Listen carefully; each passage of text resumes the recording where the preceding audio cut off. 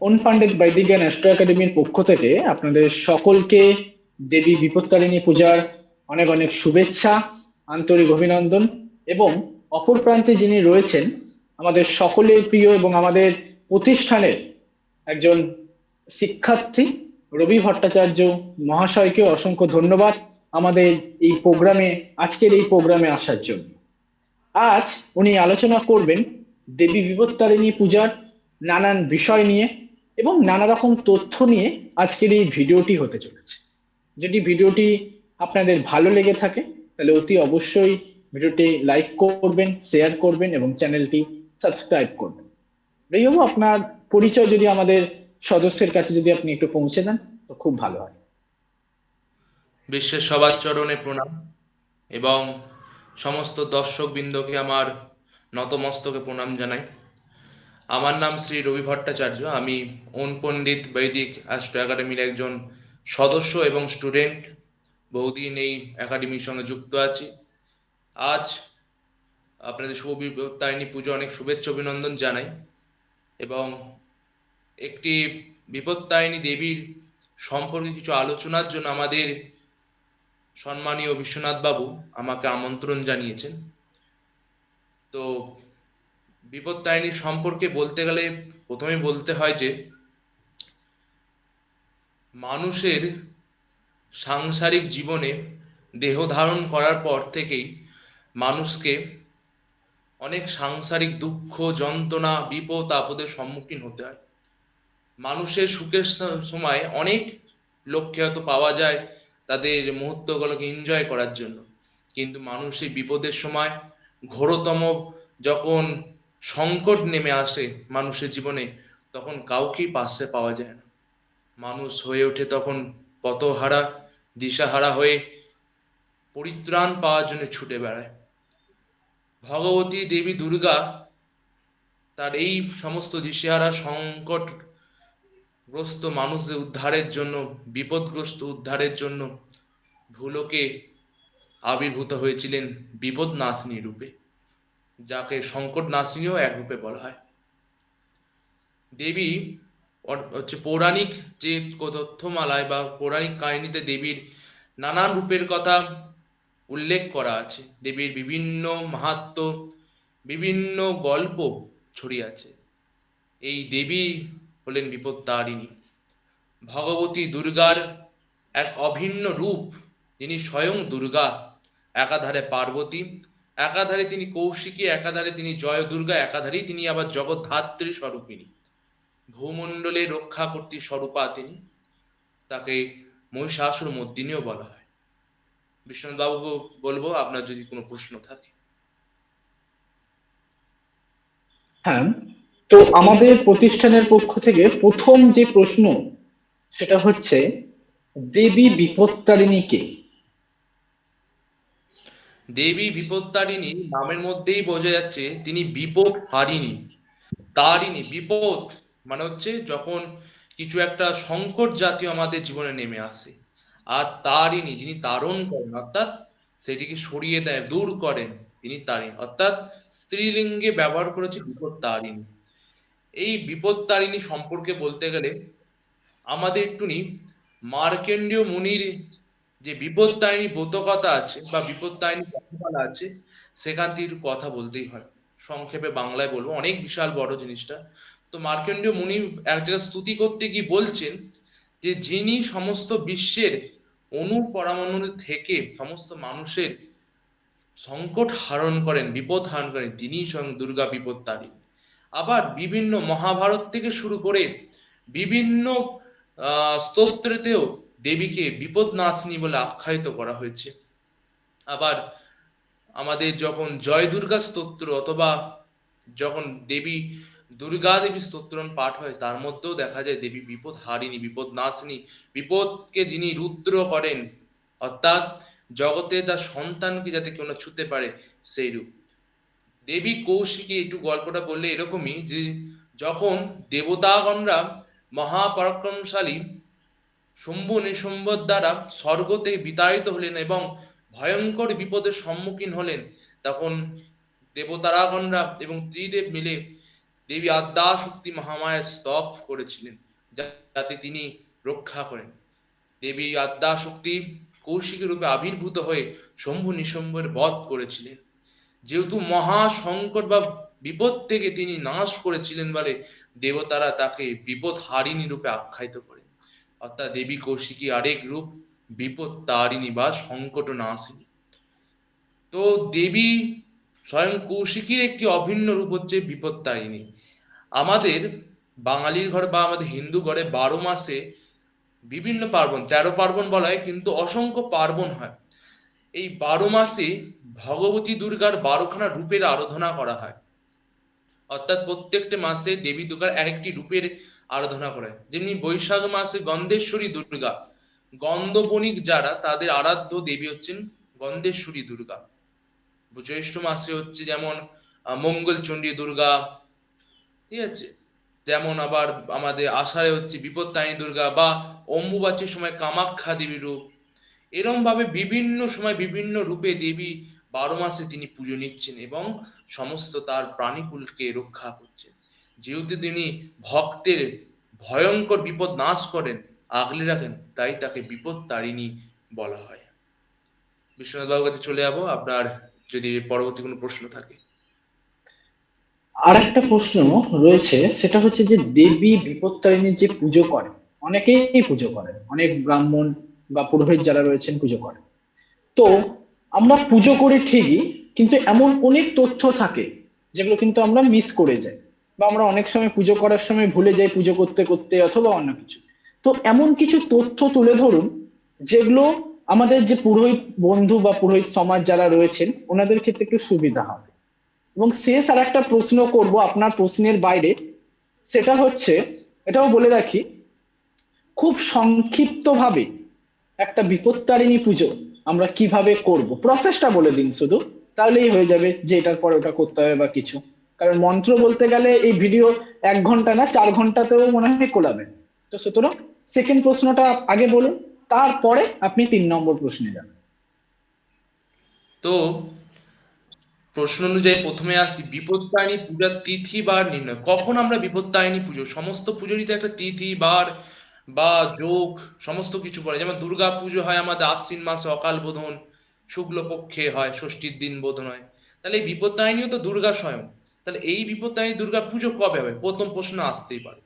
তাহলে আমাদের তো চলে যেতে হবে মার্কেন্ডীয় মুনির বিরচিত বিপত্তারিণী ব্রত কথায়। সেখানে মার্কেন্ডীয় শ্লোকে বলছেন, আষাঢ়স্য শীতে পক্ষে দ্বিতীয়া পরং মুনে পূর্বং দশমস্তন্মধ্য শনি ভৌম দিনে তথা। অর্থাৎ আষাঢ় মাসে শুক্ল তৃতীয়া হইতে নবমী তিথির মধ্যে যে শনি মঙ্গলবার পড়বে সেই দিন ঘটস্থাপন বা তোমার যত সাধ্য মধ্যে বিপত্তারিণী দেবীর পূজা করবে।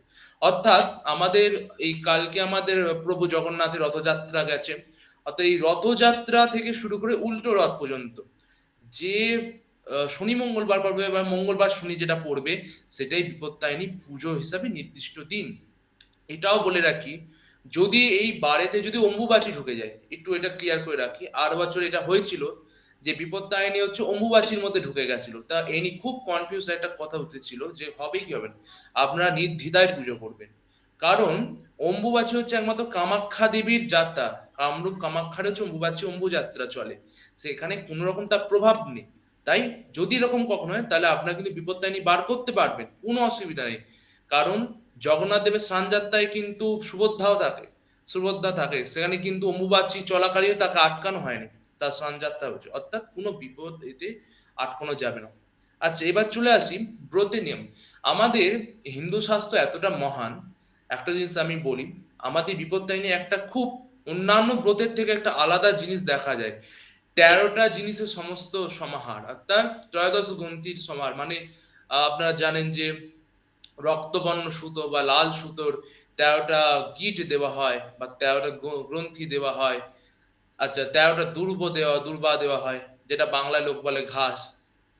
আচ্ছা, 13খানা ফল, 13খানা পান, 13খানা সুপারি, 13টা লবঙ্গ, 13টা এলাচ। আচ্ছা, 13 রকম ফুল দিতে হয়। আচ্ছা, আপনার যে লুচি হয়, লুচি 13খানা লুচি, 13 রকম ভাজা, অনেকজন 13 রকম মিষ্টি। নানা রকম যে জিনিস, সমস্ত কিন্তু সংখ্যা হচ্ছে 13টা। এবার প্রশ্ন হতেই পারে কেন 13টা দেয়? অনেকজন হয়তো জানেন যে 13 কিন্তু একটা অশুভ সংখ্যা। 13 কিন্তু অশুভ। খ্রিস্টান মিশনারি বা খ্রিস্টান ধর্মতে কিন্তু 13টাকে ডেভিল ওয়ার্ড অনেক সময় বলা হয়। কিন্তু একটা অদ্ভুত বিষয়, আমাদের হিন্দু শাস্ত্রে 13খানা উপচারী কিন্তু ভগবতী দুর্গার পুজো করা হয়। কারণ 13 সংখ্যার যে অশুভ যে একটা গুণ, সেটাই তিনি মা হরণ করেন, তাই তিনি বিপত্তারিণী। এটা একটু ছোট্ট, এর আরো অনেক আছে, আমি অত আর দিকে যাচ্ছি না। তো এই 13খানা জিনিস, 13খানা উপচার, 13খানা ভাবেই দেবীর ব্রত করা হয়। 13টা গীত সম্বন্ধিত যে রক্ত দৌড়, যেটাকে আমরা বলি বিপত্তারিণী তাগা, এই তাগা ধারণ করা হয়। এই হচ্ছে ব্রত। ব্রতের এমন কিছু বিধান নেই যে খুবই মানে খুব কঠিন, খুবই নর্মাল ব্রত। একটি ঘট স্থাপন করতে হবে। একটু যে পুজোর বিধানের দিকে আমি চলে আসি, যে কেমন করে আপনারা পুজো করবেন। সবাই তো আর ব্রাহ্মণকে দিয়ে তো করে উঠতে পারে না, বা যারা নতুন ব্রাহ্মণ তারাও হয়তো দেখছে। অনেকজন আবার যারা ব্রাহ্মণী হয়, মানে ব্রাহ্মণ ঘরে যারা বউ হয়, তারা আবার নিজেরাই ঘরেতে বিপত্তারিণী ব্রত করেন। তারা কিভাবে করবেন? খুবই সোজা প্রসেস বলছি। যে একটি যদি আপনাদের ঘরে কোনো শক্তি দেবী, অর্থাৎ দুর্গা, কালী, জগদ্ধাত্রী, যে মায়ের শক্তি স্বরূপ, যে যে কোনো রূপ কাছে একটি ঘট স্থাপন করবে খুব সুন্দর করে, যেমন লক্ষ্মী দেবীর ঘট বসান। হ্যাঁ, এখানে সুপারি দেওয়া যাবে না, এখানে একটা ডাব দিলে খুব ভালো হয়। ডাব বা কলা ছড়া দিলেও চলে, ঠিক আছে। ডাব দিয়ে সুন্দর করে একটা ঘট স্থাপন করলেন। করার পর তাকে একটা আচ্ছাদন করলেন, একটা আপনার সাধ্য মতন গামছা বা শাড়ি যা পারবেন তা দিয়ে আচ্ছাদন করে সুন্দর করে জবার মালা নানা পুষ্প দিয়ে সাজিয়ে তুললেন, তালিয়ে। তারপরে 13 জন এও মিলে বসলেন, বা আপনি বসলেন, একটু আর্চমন করে নেবেন বিষ্ণু সন। আচ্ছা, মেয়েরা তো আর্চমনের ক্ষেত্রে ওম উচ্চারণ করতে পারবে না, নম উচ্চারণ করবে, এরকম কিছু কিছু গুটি বিষয় আছে। আবার বিষ্ণু সন ক্ষেত্রে তৎ বিষ্ণু উচ্চারণ করতে পারবেন, সেখানে অপবিত্র পবিত্র বা যা মন্ত্র আছে উচ্চারণ করবেন। ব্রাহ্মণরাও একই, যে আমি বলে ব্রাহ্মণ যদি কেউ পুজো করেন, তারা ওম বিষ্ণু দিয়ে উচ্চারণ করবেন। আচ্ছা, প্রথমে কিছু নিয়ম আছে, গঙ্গা স্নান করতে হয়, তিলক ধারণ করতে হয়, কুশাঙ্গুরি ধারণ করতে হয়, করার পর আর্চমন, তারপরে বিষ্ণু স্মরণ, তারপরে গন্ধাদি অর্চনা, সমস্ত কিছু যেগুলো আছে পরপর আপনারা যে কোনো ক্রমমণ্ডল খুললেই পেয়ে যাবেন, পুস্তকে পেয়ে যাবেন। এইভাবে করবেন, নিষ্ঠার সঙ্গে মায়ের কাছে পুজো দেবেন, এবং যথাসাধ্য আপনি উপচারে পুজো করবেন। এতে দেবী প্রসন্ন হন, কারণ মা বেশি কিছু চান না, ভক্তের ভিতরে থাকা ভক্তিটাই মা চায়। ঠিক আছে। বিশ্বনাথ বাবু বলুন। হুম। আরেকটা যে প্রশ্ন করেছিলাম, 3 নম্বরে যে শেষ প্রশ্ন যেটা করেছিলাম, যে একজন ব্রাহ্মণ, যারা নবাগত যারা ব্রাহ্মণ রয়েছে, হ্যাঁ, কারণ যারা অভিজ্ঞ ব্রাহ্মণ রয়েছে ওনারা তো পুজো করে নেবে, কারণ একটা অভিজ্ঞতা রয়েছে বা দীর্ঘদিন ধরে ওনারা করছেন, এই পেশার সঙ্গে যুক্ত রয়েছেন বা পৌরোহিত্যের সঙ্গে যুক্ত। কিন্তু যারা নবাগত রয়েছে, যারা এই বছরই প্রথম পুজো করতে যাচ্ছে বা বিপত্তারিণী পুজো, তো ওনারা কিভাবে একটা বিপত্তারিণী পুজো করবে বা ঠিকঠাক সঠিকভাবে আমাদের শাস্ত্র মেনে পুজো করবে, সংক্ষিপ্ত ভাবে যদি একটু কাইন্ডলি বলেন। প্রথমেই হচ্ছে ব্রাহ্মণ যারা সন্তান, যারা নতুন এবছর পুজো করবেন, তারা পারলে ভিডিও দেখে নোট করে নিতে পারেন, আমি যেগুলো বলে দিচ্ছি। প্রথমে গিয়ে হট করে তো পুজো বসে যায় না, তার আগে আপনাকে একটু শুদ্ধ চিত্ত, শুদ্ধ কাপড়, ভালোভাবে হাত পা ধৌত করে গিয়ে আসনে বসলেন। প্রথমে হবে গঙ্গা স্নান। গঙ্গা স্নানের আপনি মন্ত্র পেয়ে যাবে যে কোনো পুস্তক খুললেই, খুবই। আচ্ছা, তারপরে হবে আপনার তিলক ধারণ, তারপরে হবে কুশাঙ্গুরীয় ধারণ, তারপরে আর্চমন। এই তিনটে পরপর হয়ে গেল। এরপর করবে বিষ্ণু স্মরণ। এগুলো খুব কম্পালসারি, আপনি যে কোনো বইতে পেয়ে যাবেন, শুধু পয়েন্ট গুলো মনে রাখবেন। বিষ্ণু স্মরণ করবেন, তারপর একটু সূর্যার্ঘ্য দেবেন, তারপর সূর্য প্রণাম করবেন একটু, তারপর স্বস্তি বাচন একটু করবেন। স্বস্তি বাচনে যেমন আপনার যেই বেদীয়, আপনার সামবেদীয় কি যজুর্বেদীয় যাই হোক, সেই বেদীয় মতে আপনারা স্বস্তি বাচন করলেন।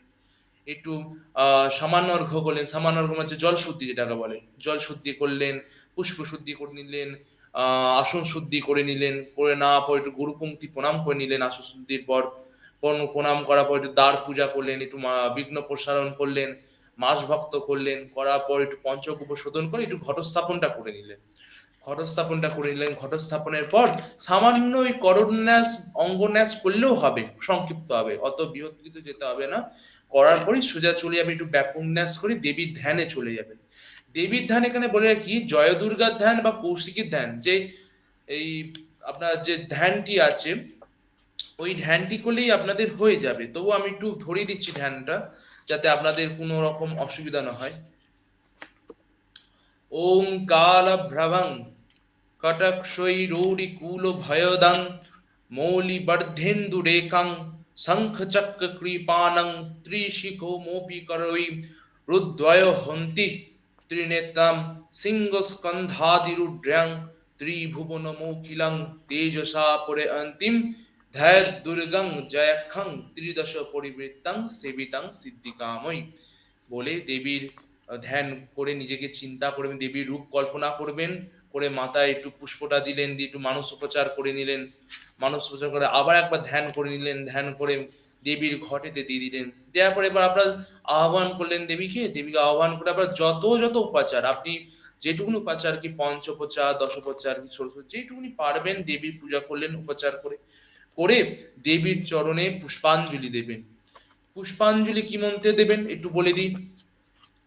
প্রথমে হাত ধুয়ে নিলেন, সবাই যারা ধরুন পুষ্পাঞ্জলি দেবেন তাদেরকে হাত ধুয়ে নিয়ে সবাইকে একটু ওই অপবিত্র পবিত্র বা প্রথমেই করতে পারেন যদি সময় থাকে একটু গঙ্গা স্নান করিয়ে নিলেন, সবাইকে হাতে জল নিয়ে স্নান করিয়ে নিয়ে গঙ্গা দেবীর স্মরণ করালেন, করার পর হাত জোড় করে একটু অপবিত্র পবিত্র বা যে মন্ত্রটি আছে সেটি একটু পাঠ করে দিন, করিয়ে এবার সবাইকে হাতে দূর্বা, বেলপাতা, রক্তপুষ্প মানে জবা ফুল বা লাল ফুল দিলেন, তুলসী পাতা নেওয়া যাবে না এই ক্ষেত্রে, ঠিক আছে।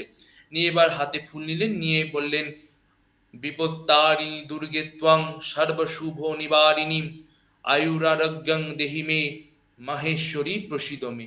এষ সচন্দন গন্ধ পুষ্প বিল্ল পত্রাঞ্জলি ভগবতী বিপত্তারিণী দুর্গা ওই নমঃ বলে পুষ্পাঞ্জলি প্রথমবার দিলে, আবার দ্বিতীয়বার ওরম ফুল বেলপাতা সব নিলেন, নেয়ার পর বললেন সর্ব দুঃখ হরা দেবী সর্ব সন্তাপ নাশিনী আয়ুরারোগ্য বিজং দেহি দেবী নমস্তুতে। বলে আবার এসো সচন্দন গন্ধ পুষ্প বিল্ল পত্রাঞ্জলি ভগবতী বিপত্তারিণী দুর্গা ওই নমঃ বলে পুষ্পাঞ্জলি দিয়ে দিলেন। আবার ফুল বেলপাতা নিলেন, নিয়ে বলবেন রোগ শোক হরা দেবী সর্ব সংকট নাশিনী সর্বসাত্তি হরে দেবী প্রণমামি পুনঃ পুনঃ বলে এসো সচন্দন গন্ধ পুষ্প বিল্ল পত্রাঞ্জলি বিপত্তারিণী দুর্গা নমঃ বলে পুষ্পাঞ্জলি দিয়ে এবার কৃত্যাঞ্জলি হয়ে মানে মায়ের কাছে ক্ষমা প্রার্থনা করার মতন হাত জোড় করে বলবেন, দেবীর কাছে প্রার্থনা করবেন যে সর্বমঙ্গল মঙ্গলে শিবে সর্বার্থ সাধিকে শরণ্যে ত্রম্বকে গৌরী নারায়ণী নমস্তুতে দুর্গে তারিণী দুর্গে ত্বং সর্ব শুভ নিবারিণী ধর্মাত্ম মোক্ষতে দেবী নারায়ণী নমস্তুতে। বলে দেবীর কাছে ক্ষমা প্রার্থনা করলেন, যা যেখানে ভুল ত্রুটি হয়েছে জ্ঞানে অজ্ঞানে দেবীর কাছে ক্ষমা চেয়ে দেবীর কাছে আশীর্বাদ চেয়ে নেবেন।